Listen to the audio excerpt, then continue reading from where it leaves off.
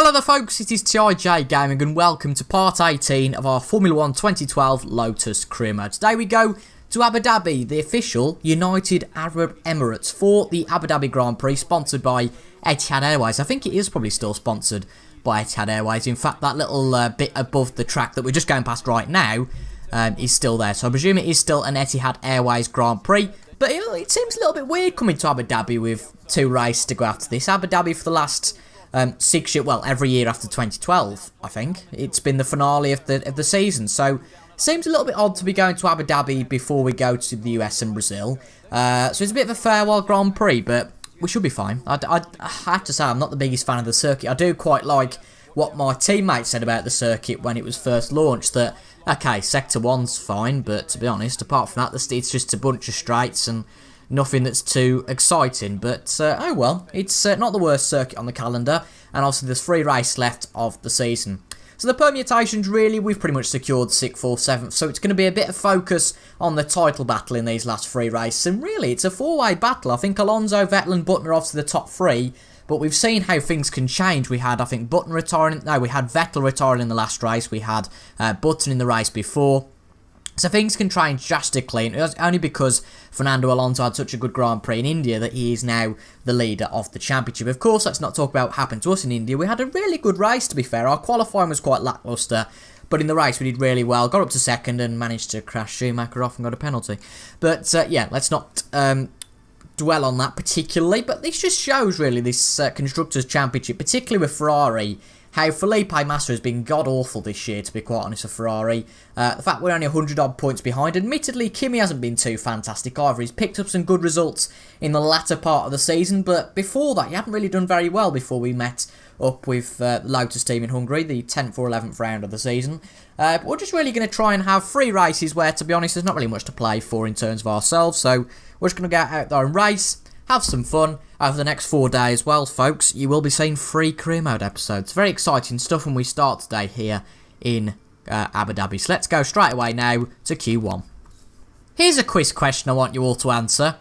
Has it ever rained in Dubai before? Well, it is today. It is hammering it down.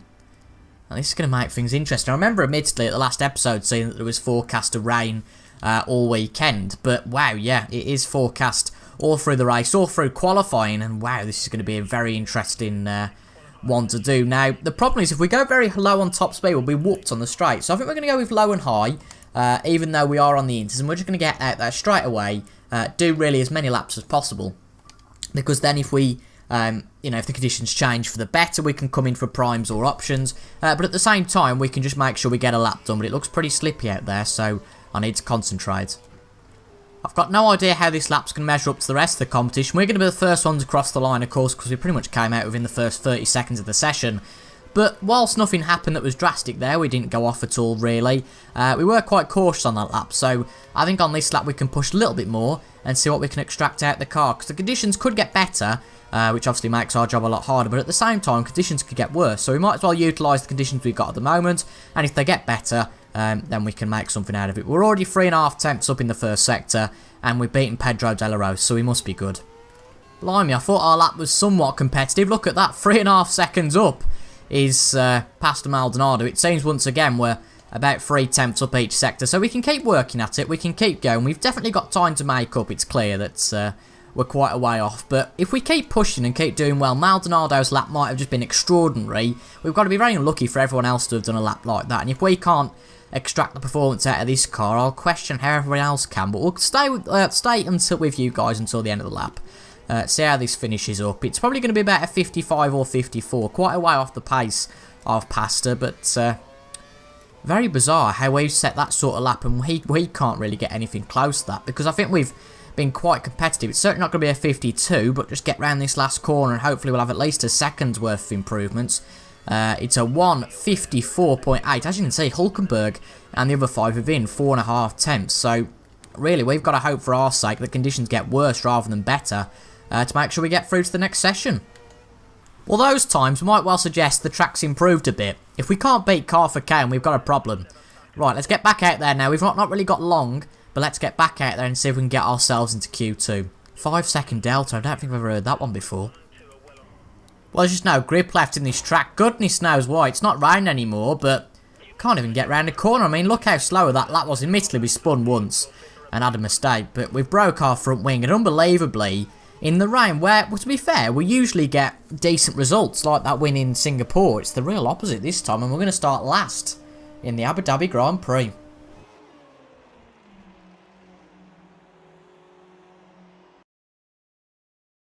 The conditions are similar for the race in what is definitely the first wet Abu Dhabi Grand Prix there's ever been. I've just noticed there was a Williams in 4th, so this grid looks a little bit shook up, particularly with the fact that we're right at the back of it. But we've got nothing to lose. The conditions don't really play to our strengths, considering how we did in qualifying, but you never know how it can change in the race. We've got the lights above the drivers, 5 lights are on, and they are out for the start of the 18th Grand Prix of the year, the Abu Dhabi Grand Prix. Now, Carver Kane's had a half-decent start, so we ought to try and tail him a little bit, but of course, visibility starts to get a bit nightmarish coming into this first corner, so we'll just stay on the outside, cut into the inside, and, oh, this is going to be a bit tight, a little bit of contact there with Petrov, and we're just going to take our chances and cut through a few of these drivers and get all the way up to 16th. What a start that was, what a strategy that was, just being patient.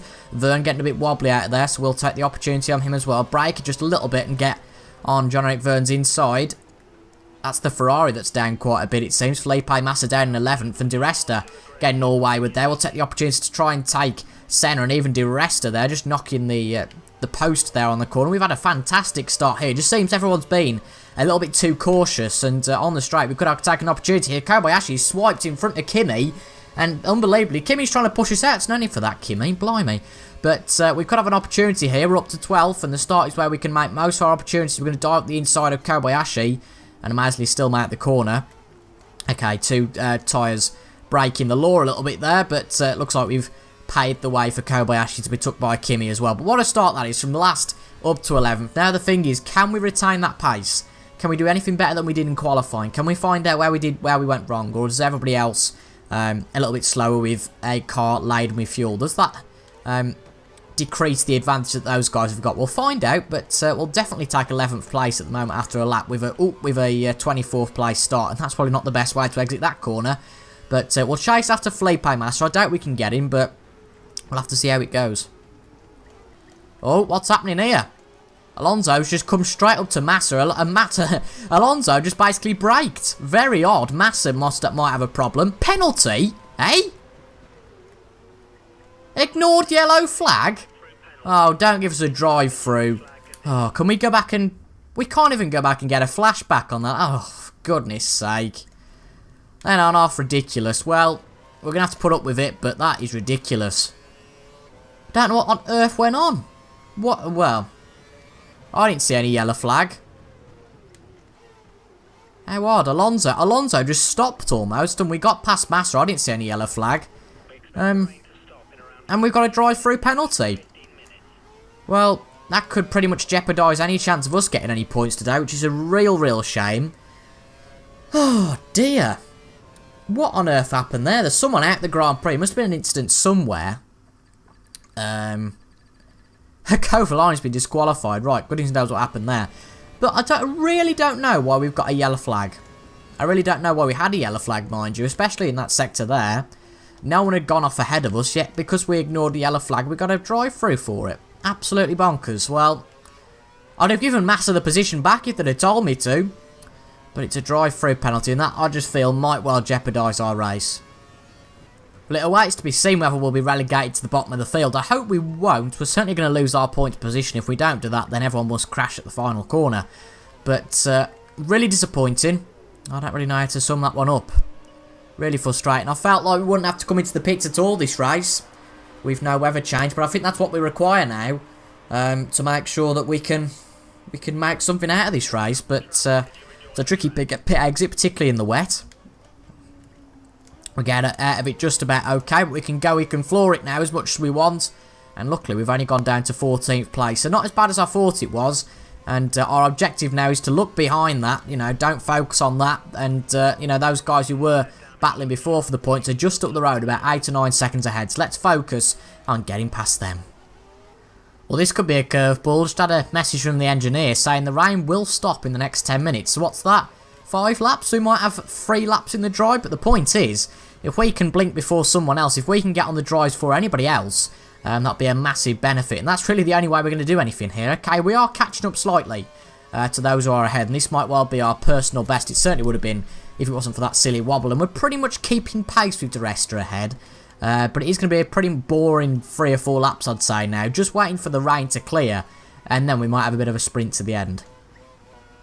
Hang on, everyone's in the pits. Have they all come in for dries? It's certainly not dry weather yet, it's still raining. But pretty much everyone's in the pits apart from 2 or 3 drivers, so we might be able to gain our points back. Let's see what develops here. I'm going to stay out a little bit. We've got nothing to lose. But it seems everyone might well be going on to the dries. Let's have a look what they are doing. Yeah, they are. They're going on the dries. Well, the 4 guys ahead of us have also pitted. Who is it that hasn't? No, everyone's pitted. Is that everyone in the, as in everyone in the field? Oh, wow. Well, the bottom guys haven't, but they're probably coming in now. Let's have a look what the pace difference is. But we'll soon know, I suppose, if there's any pace difference. Funny how the rain's just stopping now, but I don't really think these options are going to be much better. Although they don't look bad, and we might have missed a trick here by not going onto the option tyres earlier. We really might have, naturally, because if you look at Hulkenberg, he is right on our back now, and oh, it's just a race full of disasters, to be quite honest. It really has been. Unfortunate, because we weren't briefed to come in, and because everyone else came in, just seems ridiculous. But they're on the dry tyres, we're just going to try and keep them back. We can do, so it's not like the Indies are terrible, but the option are definitely the quicker tyre, no question about that. And DRS has been re-enabled, I didn't know about that. That's usually a hint that dry tyres are the way to go, but, I mean, by being on the Inters another lap, it's going to be a disaster for our race, and this one is going to be a real bad one. Probably our worst one of the season, to be honest. A poor qualifying. Our strategy was awful, and, well, drive-through penalty didn't really help. If everyone was coming into the pits then, we would have thought, you know, if we were in that battle, we would have thought, oh, yeah, we'll come in. But I didn't think it was quite time dries, but, well, I got it wrong, and we're allowed to sometimes, so I'm going to come in for options, but to be honest, I think after that, the race is going to be pretty much run by itself, and we're not going to do much because our setup is optimised for the wet weather. Bit of a problem here. Seems our rich mix isn't working. I wanted to go into rich mix, try and catch up Vern and get the tyres warmed up, but it seems the car isn't going to have it, so that's a bit unfortunate. But my God, do these tyres feel fresh. They feel lovely compared to the conditions we've had to have throughout this weekend. But if you look, the points positions are at the end of the straight, so about 10-12 seconds above, and, you know, something could happen. You never know. We could always finish in the points, but it's certainly doubtful. Well, we are catching John-Eric Verne, but let's be honest, we haven't really got a chance. We're 3 seconds behind him, 3.9, so basically 4.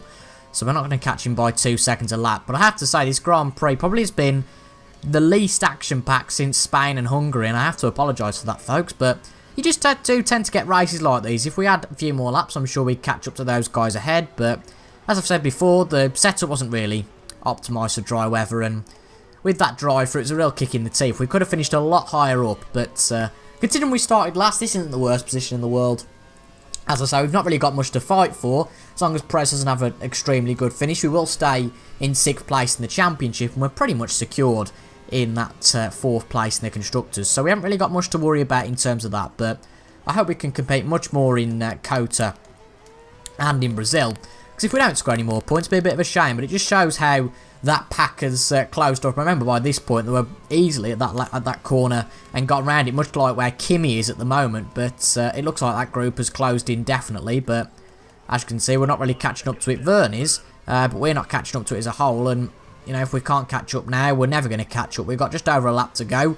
Unless it's a massive crash, we're not going to benefit here. But you know, there's 2 races left. We've got Cota, which it's a circuit I like, and Brazil, a circuit I like. Probably out of the 3 circuits, possibly including India as well. This is probably my weakest circuit, so, you know, considering the fact that, okay, we didn't start well, our qualifying was abysmal because of the rain, but because I wasn't really up to the task, we can't just blame it all on the rain, but, you know, it's not the worst result here. It would have been a lot better, obviously, if we'd have not got the penalty, and those silly circumstances didn't come to ruin, but as you can see, Perez finished down in 17th. We've got a lap left, of course, but he will finish down in 17th, so we should be fine to keep that 6th place in the championship anyway. But coming around the first few corners, I suppose you haven't really seen much footage of anything. It's just so agonising to see those guys just up ahead, and really with a few more laps and not getting a penalty. I'm not really bothered about corner cutting now, so I might be a bit cheeky on this last lap. But yeah, it's a bit of a kick in the teeth, because if we'd have had either setup, I know I'm accusing a lot of things and saying, well, it's not my fault, but if we'd have had the setup, not had the drive-through penalty, we'd have definitely been in that battle and been up with Kimi and Massa, the yellow and blue dots on the screen. Not sure who's won the Grand Prix though. It certainly won't be Alonso, so that'll turn things around once again. I'd guess it'd be Hamilton, because he's been setting the fastest laps pretty much throughout. Might as well use our Kers and our rich fuel mix. Now we'll know in the near future anyway, because he'll come across the line, and there we go. Perfect timing. Lewis Hamilton wins the Abu Dhabi Grand Prix. The underdog in all this out of the 4 for the championship, so we'll see how that changes the championship up. I think Maldonado's got to finish quite high up, and that pretty much just sums up our weekend, doesn't it? Yeah, that just sums up our weekend. The way we were there in that near spin, well, it practically was. Luckily, we haven't really got many drives beyond us. But to be in a Toro Rosso sandwich, you know, basically the 8th best team in the championship, or even the 9th best team, just proves that, you know, we haven't really had a good weekend.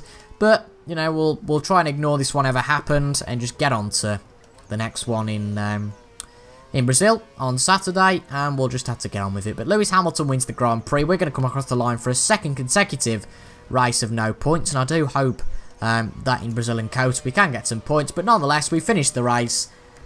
That's all that matters, I suppose. We've come home safe and clean. P15 though in the end. We didn't beat Kimi, we didn't beat our objective, and we didn't beat Massa, so basically an absolutely dreadful weekend, to be quite honest, and one to forget. But 15th place to finish for us. As you saw earlier, for some reason Kovalainen was disqualified. But it was Hamilton, Webber. Goodness knows what happened to Maldonado for him to finish outside the points. Hamilton, Webber, Rosberg, Alonso, Vettel and Button. So Webber and Rosberg being that buffer between Hamilton and the rest. That'll be interesting to see how the championship looks by that. And wow, Hamilton overtakes Button, and there's 23 points between the 4 drivers with 2 races to go. So it's really a 2-horse race between Vettel and Alonso now. It looks much like it was in the real life season, but it makes it interesting with those 4 drivers. And in fact, if you look around us, Rosberg, Schumacher, Massa and Raikkonen, any of those could win. Arguably any of those could win a race. So our 6th place really isn't confirmed yet, but in the constructors it's not confirmed either, to be fair. But Mercedes and Sauber have got to have pretty good ends to the season. But as I said, not the best race there, and one not to look back on with any pride at all. But as I say, you just have some of them races. But I hope you enjoyed the video nonetheless. Not that it'll be too exciting, but as I said, there will be better videos. And if it's your first video, not probably the best example to watch, but oh well. I have been TIJ Gaming. Make sure to subscribe if you are new, as I said. Like the video, leave any comments, and I'll see you guys on Saturday for the Brazilian Grand Prix. Goodbye for now.